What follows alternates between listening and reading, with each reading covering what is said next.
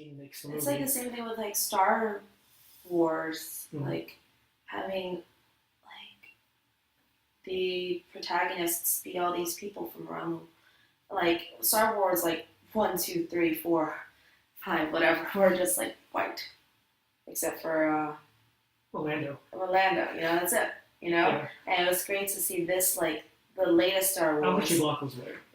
Yeah, whatever. But the latest Chewbacca just roars or whatever. Yeah. Like he has nothing. Yeah.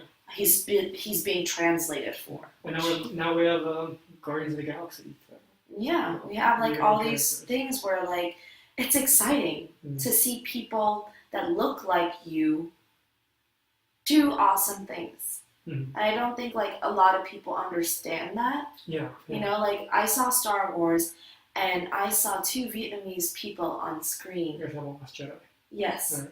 And who's the second one? Well, there's that. Her bigger sister? Yeah, the older sister. Okay. And I sobbed because for so long I have never seen any characters of Vietnamese descent be heroes. Like every time you see someone Vietnamese on screen in the movies that I saw, it was always about the Vietnam War. It was always something about the war, and they were always the victims. And that's how they're casting. And in this one, it didn't even. I was glad to know that the actress was Vietnamese, but it didn't matter. Like in nowhere in the movie, because it's Star Wars and it's in space, whatever. Did it make a point to be like, she's Vietnamese, this is what happened to her, blah, blah, blah, and this defines her, And it was kind of cool to be like, she was just there, she was just a human. Well, we knew about her personality. Like, yeah. We knew about her through her personality, not because she's a this and that and that. And something for like so long. Whenever you saw an Asian person on screen, they were a stereotype. They spoke in an accent. They were something that was just like, ha ha ha, there goes that Asian person. Yeah. And to like have someone be on screen who is Asian, but have no like people laughing at that. For it to just be there, that was them. It wasn't a punchline. Is very validating for someone who only grew up where Breakfast at Tiffany's was this white man pretending to be an Asian guy who spoke. I just feel like you bring up mine, like everything I was going to say, you just bring it up. But I think it's a lot of things that I'm voicing that I'm only voicing what I know, but through conversations with other Asian people, Asian Americans, it's like realizing like, holy shit, for so long we were not validated in the media. We did not have that. Like I remember I was in my BFA program at the end of my 3rd year. We were preparing for Showcase and we had to make a list of these are the actors that you look like or that you can play the roles of. Like you can play their roles that they've done.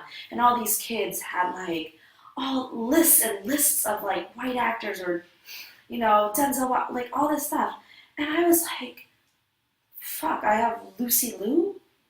Oh my god. Like, who do I have? Who are my idols? Who are these people? It's always Lucy Liu. And it was like, what roles did she play? And it was like, that feeling of like, do I have a place in this industry? If for so long, that's all we had? When there were like, I can list you so many white actors. And I cannot list you that many Asian actors. Probably was 10 back in the day. Up until like 2-3 years ago. Well, we're still in infancy. I mean, we still don't have enough. Which is exciting. Yeah. Because that means like it's happening. We're fighting for it. And the Renaissance is coming. As long as there's we need to be more vocal about that. Yeah, and I think there's something like, for me as an actor, is like refusing to play the stereotypes. I think it's something about like, there is something about elevating that stereotype or like shining a light on the history and playing a stereotype for stereotype's sake. And I think that's something that like people who are hungry for work often find themselves doing to their chagrin, to their shame.